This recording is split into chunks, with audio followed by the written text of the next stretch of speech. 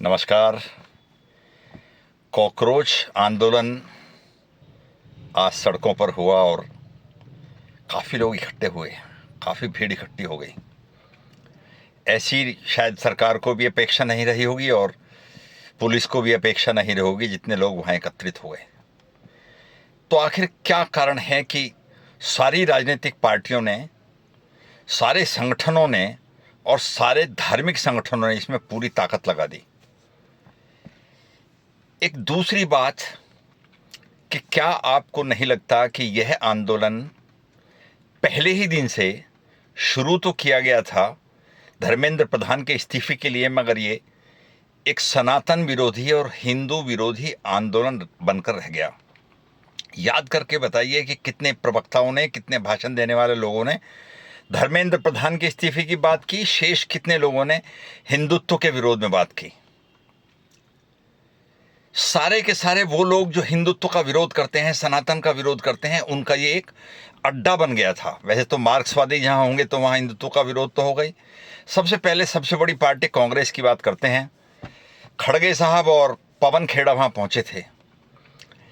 संदर्भ में बता दूं कि खड़गे की मां, सगी बहन, सगे भाई और सगे चाचा को हैदराबाद में मार दिया गया था। उनकी वहाँ के आतंकवादी संगठन ने क्रूरतापूर्ण हत्या कर दी थी। खैर, वो अलग बात है। मगर कांग्रेस पार्टी तो शुरू से कट्टर रूप से एंटी हिंदू है। अगर उसे कहीं भी एंटी हिंदूज का जमावड़ा दिखाई देगा तो वो सबसे पहले शिरकत करती है।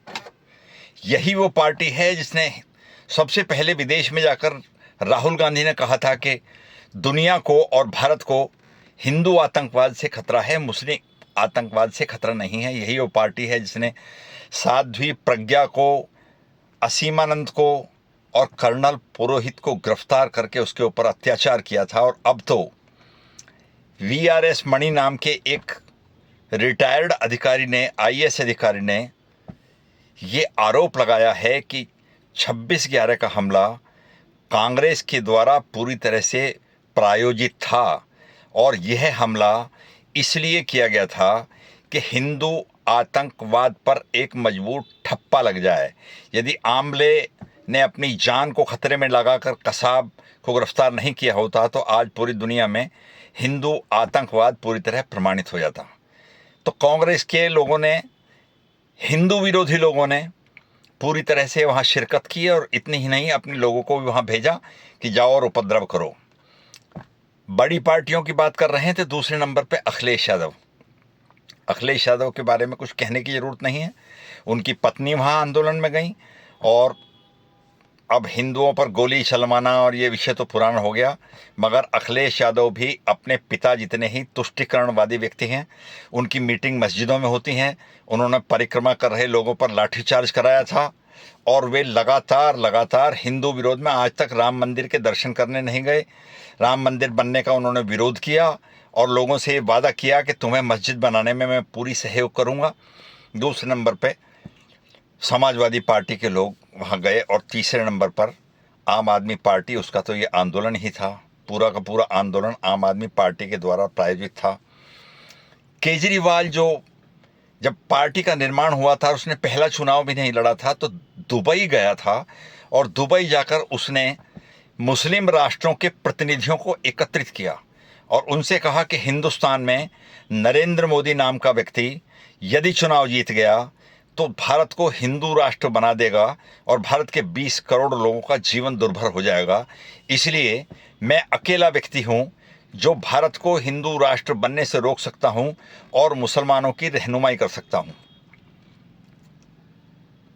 वो केजरीवाल जिसकी नानी को राम मंदिर में जाने से शर्म आती थी, वो केजरीवाल जो लगातार भारत के हिंदुओं के धार्मिक प्रथाओं का विरोध करता है और जिसने दिल्ली में बड़ी मात्रा में रोहिंग्याओं को बसाया, जिसके सभासद ने दंगा करके कई लोगों को मार दिया और प्रमाणिक रूप से मुसलमानों के तुष्टीकरण का काम करता है, उसके संजय सिंह, उसके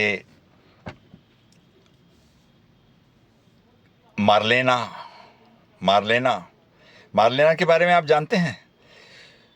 जब अजमल कसाब को फांसी दी जाने वाली थी तो मार्लेना के पिता ने पुरजोर तरीके से उसकी रक्षा करने का प्रयास किया था। बाकायदा उसके पक्ष में केस लड़ा था कि अजमल कसाब को आज़ाद किया जाना चाहिए। ये आम आदमी पार्टी है और ये मार्लेना है और ये संजय सिंह है जो गोल टोपी लगाकर फोटो खिंचवाते हैं, और ये केजरीवाल है जो तुष्टीकरण के लिए आजमगढ़ पहुंच गए थे आतंकवादियों के घर और मोहन चंद्रा की शहादत को नकली बताया था। आगे चलते हैं। फारूक अब्दुल्ला, कहने की ज़रूरत है क्या? उनके पूरे के पूरे ख़ानदान ने आज जो कश्मीर में स्थिति है, जिस तरह से हिंदुओं को वहाँ से मार मार कर भगा दिया गया, बलात्कार करके भगाया गया, काट कर भगाया गया, उसके लिए इसका पूरा का पूरा ख़ानदान जिम्मेदार है। अब्दुल्ला ख़ानदान इसके लिए पूरी तरह जिम्मेदार है। और चंद्रशेखर जो अपनी पार्टी का अकेला एमपी है, इसने लोगों के घरों में जा जाकर हिंदुओं की मूर्तियों को निकलवा कर बाहर फेंकवाया और कहा कि तुम दकियानूसी हो, तुम्हें हिंदुओं से कोई मतलब नहीं, तुम्हें हिंदुओं का त्यौहार नहीं मनाया जाना चाहिए, तुम्हें हिंदुओं के धर्म में कोई किसी तरह की मंदिरों में नहीं जाना चाहिए, तुम्हारा अपमान किया गया है, तुम्हें 100 साल पानी नहीं पीने दिया गया, इसलिए तुम्हें हिंदुओं के समर्थन में नहीं जाना चाहिए। नसीरुद्दीन शाह, अब कहने की क्या ज़रूरत है? ये साहब तो फरमा चुके हैं कि मुझे भारत में डर लगता है, भारत में हिंदू आतंकवाद पनपता जा रहा है। शाबाना आज़मी के बारे में मैं क्या कहूँ, कुछ कहने की ज़रूरत ही नहीं है, आप खुद ही समझ जाओगे। घनघोर हिंदू विरोधी महिला है सोनाक्षी जावेद। एक पत्रकार अभी कह रहे थे कि अगर सोनाक्षी सिन्हा और वो एक दूसरी जो है, क्या नाम है उसका, स्वरा भास्कर, अगर ये दोनों इस्लाम का समर्थन नहीं करेंगी और हिंदुओं का विरोध नहीं करेंगी तो इनका पति इन्हें लात मारकर घर से बाहर फेंक देगा। ये दोनों के दोनों मुसलमान ख़ानदान में ब्याही हैं और उनके लिए उनका काम करना इनकी मजबूरी है। प्रकाश राज माँ ईसाई है और ख़ुद भी ईसाई धर्म को मानता है, चर्च में जाते हुए देखा गया है और ख़ुद को सेक्युलर बताता है। सोनी राजदान, इसका पति कौन है? इसका पति कौन है? महेश भट्ट, जिसकी माँ मुसलमान थी और हिंदू धर्म के विरोध में अनेक भयानक बयान दे चुका है, हिंदू धर्म का घनघोर विरोधी है। जीनत अमान, कुछ कहने की ज़रूरत नहीं है।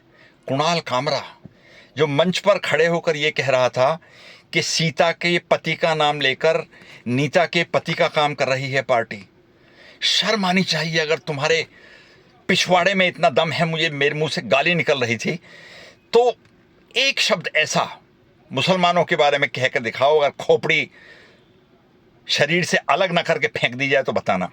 साले सेक्युलर बनते हैं, बकवास करते हैं, जितने भी अपने आप को सेक्युलर समझते हैं हिंदुओं के खिलाफ बकवास करते हैं, इनकी हिम्मत नहीं है। अनुराग कश्यप अपनी फिल्मों के माध्यम से भी मुसलमानों का तुष्टीकरण और हिंदू धर्म का अपमान करता रहा है। और मुनव्वर फारूकी, एक और कॉमेडियन है मुनव्वर फारूकी, मालूम है उसने क्या कहा था? उसने कहा था दुनिया की सबसे पहली प्लास्टिक सर्जरी शिवजी ने की थी, मगर अंटा चढ़ाकर इतना भूल गया कि इंसान के चेहरे पर गणेश का, हाथी का चेहरा लगा दिया। भगवान गणेश का मजाक उड़ा रहा था। और हिंदुस्तान में 20 करोड़ हिंदू हैं जहां पूरी गर्दन उठाकर घूमता है, कॉमेडी करता है, लोग तालियां बजाते हैं, हंसते हैं। लज्जा नहीं आती हिंदुओं को ऐसे लोगों को एप्रिशिएट करते हुए, ऐसे लोगों को कार्यक्रम में भाग लेते हुए। और उमर खालिद का बाप, जिसके लड़के ने खुल्लम खुल्ला भारत तेरे टुकड़े होंगे इस आरोप में और दिल्ली में दंगा करवाया था, जिसके कारण एक सीबीआई का अधिकारी मार दिया था, उसे नाले में फेंक दिया था, उसका हाथ दिखाई दिया केवल इसके कारण उसे पहचाना जा सका। वैसा उसका पिता भी सिमी का सदस्य और राष्ट्रीय अध्यक्ष रह चुका है, सैयद कासिम रसूल इलियासी, और वो भी इस कार्यक्रम में सम्मान के साथ शिरकत कर रहा था और लोग तालियां बजा रहे थे। अरुंधति राय घनघोर कम्युनिस्ट, हिंदू धर्म की सबसे बड़ी विरोधी, और इस कार्यक्रम का बहुत महत्वपूर्ण पाया, इस कार्यक्रम का आयोजक संयोजक विजेता दाहिया 4 दिन पहले ही कह चुका है कि कौन प्रेमानंद, महात्मा कहाँ से हो गया, किसी को भी महात्मा बना देते हैं हिंदू, प्रेमानंद कहाँ का महात्मा है। और सौरभ दास दूसरा आयोजक, दीपिका के बाद विजेता दाहिया और विजेता दाहिया के बाद सौरभ दास। उमर खालिद जो भारत तेरे टुकड़े होंगे कहकर नारे लगा रहा था, सौरभ दास उसके बराबर में खड़ा होकर उसके साथ ये नारे लगा रहा था। तो ये आंदोलन पूरा का पूरा सनातन विरोधी और हिंदू विरोधी हो गया। मगर अब मैं आपको रहस्य बताना चाहता हूं जिसके कारण ये सारा का सारा इतना बड़ा आयोजन हो पाया, इतनी भीड़ इकट्ठी हो पाई और सारा का सारा आयोजन सनातन विरोधी हो गया। इसके पीछे कोई धर्मेंद्र प्रधान का इस्तीफा नहीं है, विषय ही नहीं है। किसको पड़ी है धर्मेंद्र प्रधान के इस्तीफे की? कांग्रेस के जमाने में 18 बड़े पेपर लीक हुए थे और 70 छोटे पेपर लीक हुए थे।